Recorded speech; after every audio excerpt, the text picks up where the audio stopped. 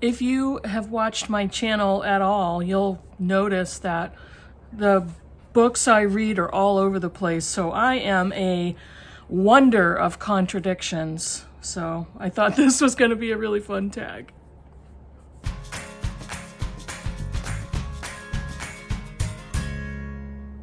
Hey, it's Kim from Middle of the Book March. Hope everybody's doing well.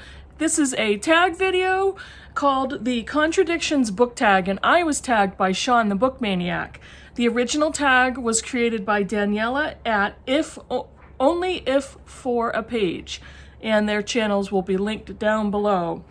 And as I said in my intro, my reading tastes are all over the place, and I often get that comment that either my reading is really eclectic or I read a bunch of different stuff, and there's only a few genres, formats, types of books I don't almost never reach for, but everything else is fair game.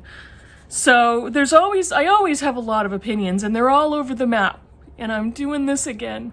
So let's get going. Question number 1. I love this genre, but I didn't like this book.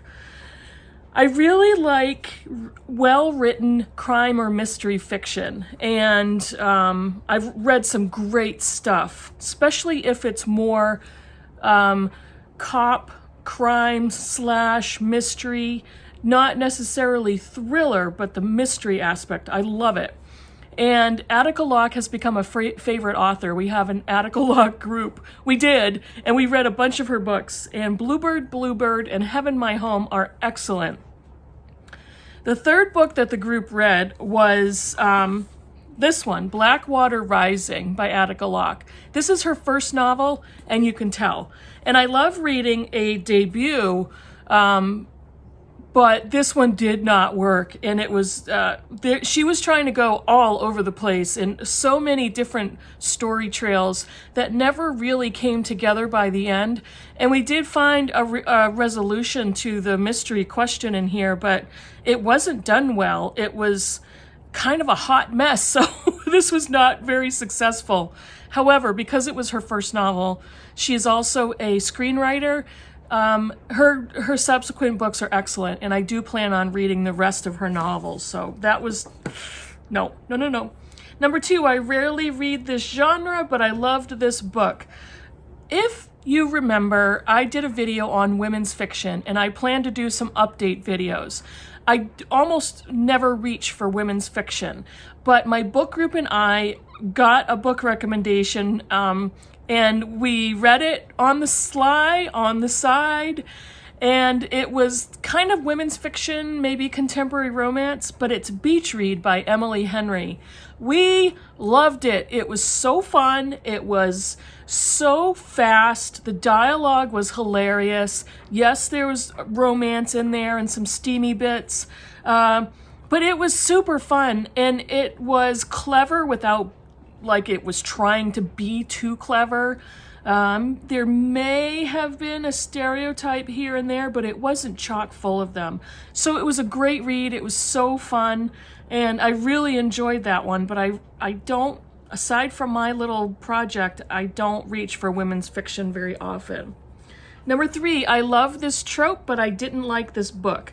So trope in the nature of this question, trope is always used incorrectly on BookTube, but I'm going to go with it. Trope meaning some sort of story format or story template. I do like dystopian fiction. I like near reality dystopian fiction, if that makes any sense. And I also like time travel fiction. So this one has time travel in the title, and it's Hazards of Time Travel by Joyce Carol Oates. This was her attempt at dystopian fiction, or science fiction / literary dystopian fiction / I don't know what the hell this was supposed to be, because I really didn't like it at all. This is not kind of the form of writing that she's typically either used to or known for, and this was another book group read, and I did not like this at all. I thought she was out of her element, which is weird because Joyce Carol Oates is a master of literature, but this one did not work. And Britta, I know you love that book, sorry, but didn't like it. Let's see. Number 4. I hate this trope, but I loved this book. Like animal biographies. I love animals. I like them very much. I'm not kind of an extreme animal lover. I have pets. I love them. I do like animals. I hate horses. I'm terrified of horses.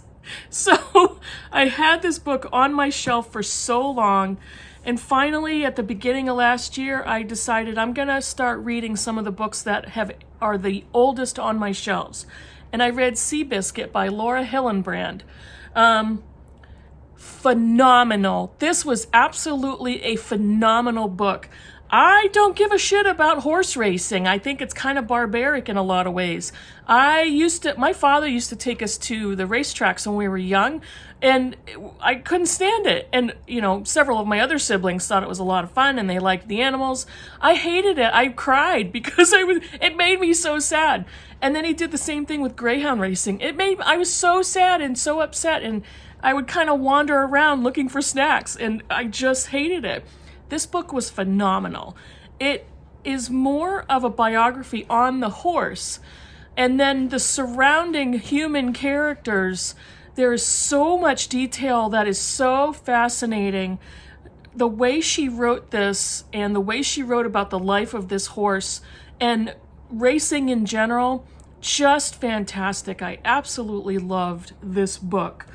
And I think it's going to make another appearance in another question. Number 5, I love this author, but I didn't like this book. I actually detest this book with a white-hot burning passion. This is Barbara Kingsolver's Unsheltered. I really love Barbara Kingsolver as an author, and I love her writing. This book sucked. And I ranted about this book, and I will link the rant down below, but I could not stand this book. Barbara, you're an entitled, privileged white woman, and stop whining about every piece of media that bothers you, and stop ranting about millennials, and stop ranting about, having to live in an old house, and stop the rant, stop the complaining. And yes, it's a novel. It's not a memoir or anything like that, but her voice came through the narrative so strongly. And it's like, oh, I could not stand this book, and it was so disappointing for a Kingsolver novel. I hated it. Number 6, I previously disliked a book by this author, but I loved this book.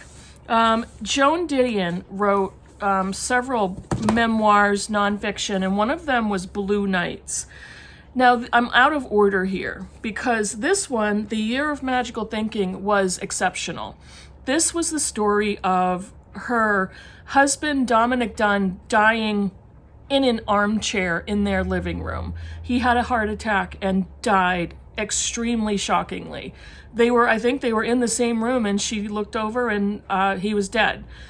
And this is the book. This is her year after his death and her grief and mourning and the type of shock that she was trying to process through. This is an exceptional look at grief and PTSD and a love affair, a marriage, a family. It was exceptionally done. And then she wrote Blue Nights because, unfortunately, she also lost her only daughter. I believe, I'm not sure if it was a congenital birth defect or a congenital disorder, but it was a health issue, and she lost her daughter.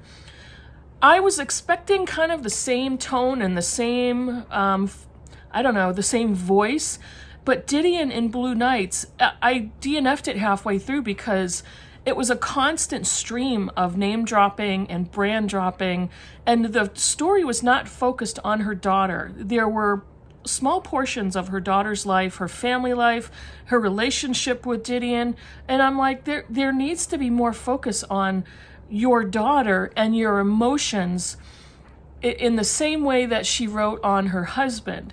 And then at the same time, I thought, this has got to be excruciatingly painful to write about. And I got it. But it didn't work for me, and I just could not stand how she had written it. Let's see. Number 7, I love this cover, but I can't talk. The question is, I don't like this cover. It's 1:30 in the afternoon and I feel like I'm not awake. Okay, I'm on question number 7, which states, as I read it word for word, I love this cover, but I didn't like this book. I finally friggin' did it. I tried to read a book last year, science fiction, called Medusa Uploaded by Emily Davenport. I love this cover, and I had shown this on a book haul. I think this cover is so cool with the black and white and sort of the blue tones and the font and the color of the font. It was so cool, and I had a paperback with the texture in the picture, and I'm like, oh, I'm really looking forward to reading this. And then it had it was a series, so it had a few other books coming after that. I started to read it, and it was okay. I was enjoying it to a point, and then the story got so gratuitous with child abuse and sexual abuse, and I'm like, what is the story actually saying? This is bizarre, gratuitously abusive. The story was gross, and it wasn't the type of book or the type of story to put that type of narrative in it, and I DNF'd it. I think I got 40% through the book. And I was so disappointed because I wanted to buy more books with those types of cover on it, and I got rid of it. I hated it. Okay, let me see if I can read this question. I'm not going to even blink my eyes. Number 8, I don't like this cover, but I love this book, and I blinked twice. I'm bringing back one of the books I already showed you. Seabiscuit. This is the hardcover, but when I read the book, I read it in the paperback, and I had this copy with the movie picture on it. I hate movie covers. I hate movie tie-ins. But because the picture is mostly focused on the horse and the motion and the perceived action of the photograph, I didn't zone in on the face. I think it's Tobey Maguire who plays the jockey. So I didn't notice his face so much. And quite honestly, when I pulled it off of the shelf, it didn't hit me. It didn't occur to me that this is actually a picture from the movie until I kept reading the paperback, and I'm like, oh, that's the movie shot. Oh well, I had already read most of the book at that point. I actually did get rid of the paperback, and I held on to this hardcover, which I believe was the original picture on the book. I don't think this is a first edition or anything, and this is also a photo, which I often don't like either, regular photographs, but this is a historical photo of Seabiscuit, so, yeah. That was an exceptional book. I've talked about that before. And then that's it. Number 9 is tag someone. I have stated before I'm not really liking the tagging, only because I don't want to give anybody any pressure to do any tags, but I am going to mention 3 booktubers who I really love to watch. The first one is Bethann Bruninga Sokolar, and Bethann, I didn't remember the timing, but I know you had a big move that you were doing. I haven't seen some videos. I've seen a few, but I don't know if you're super busy with all that going on. There's no pressure. For anybody I tag, there's absolutely no pressure. I will never be offended if you don't take advantage of the tag. And then the next one is Say Kevy. I love watching Kevy's reviews, and they love Agatha Christie, and I just love their opinions and the books they pick up, and I love the drag makeup. If you haven't seen their channel, please follow the link below. They're awesome. And then the last one is Courtney Farrader, one of my favorite booktubers, and we just finished a buddy read of Emma. But I really love Courtney's book choices. I love her opinions and her feedback on books and her analysis, so she's a great booktuber. So follow all the links down below. The 3 of you are tagged. So thanks, Sean, for the tag. I love talking about contradictions, and you know as well as I do how much I love to rant about books. So thanks a lot. Let me know down below in the comments if you've read any of these books and what you thought about them, and tell me if your opinions are completely wildly different from mine. I always love those conversations. Hope you're having a good week, and I'll see you in the next video. Bye, everybody.